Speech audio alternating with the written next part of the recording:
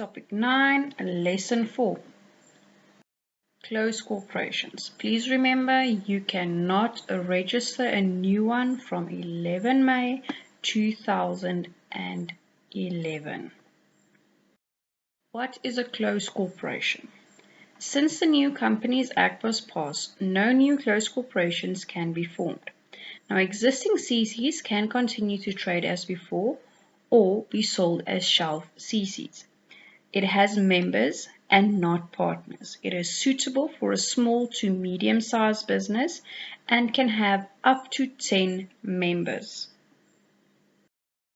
The characteristics. Again, I'm just going to hammer it there. You cannot register a new CC.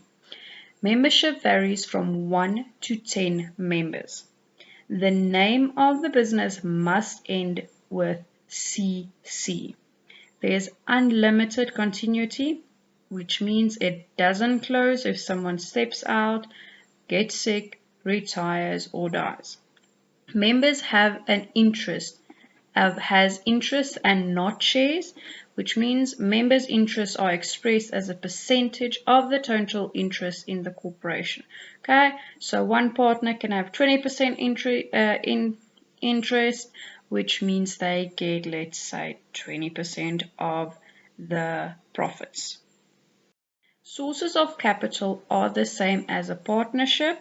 Okay, again, own capital or borrowed capital. Then an example here is Rotacut CC, which is a business. If you know the paper brand Rotatrum, the company that makes it is Rotacut. The advantages. It continues to exist even if there are changes in membership. There is a limited liability. If the CC goes bankrupt, the members will only lose the money that they invested, which means they do not need to lose their own personal interest, their own personal money, etc. And it was very easy and inexpensive to form. Inexpensive means that it is cheap. Disadvantages. You can no longer register a CC in South Africa. It's a maximum of 10 members, which becomes a problem if they would like to expand their business. There is less available capital. There's a maximum of 10 members, and 10 members can only contribute so much money. Disagreements between members can lead to conflict. Now let's quickly look at the difference between a partnership and a CC. Okay, number of people, partnership, 2 to 20 partners. Then we have a closed corporation, 1 to 10 members.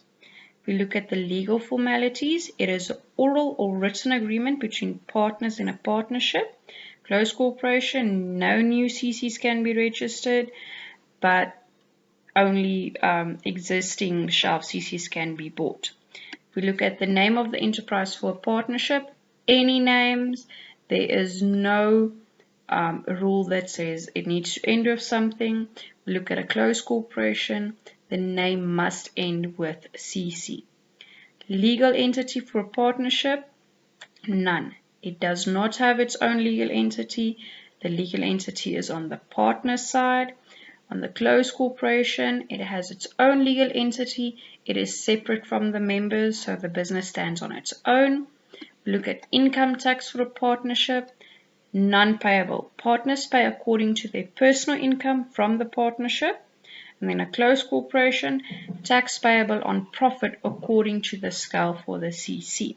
Okay, like I said, CC technically stands on its own. Dividing of profits for a partnership. As indicated in the partner contract, so if one partner gets 60% of profits and the other one gets 40%, it should be indicated in the contract. Now we look at a closed corporation. It is according to the percentage interest per member as indicated in the founding statement. Then we look at continuity. There is none. If somebody walks out in the partnership dissolves. We look at a closed corporation. It has continuity as long as it is solvent. In other words, as long as the business continues to work. Okay, I hope you guys understand this. Again, I'm going to hammer on it. You can no longer register a new CC in South Africa. Okay, stay safe, good luck. Let me know if you don't understand something.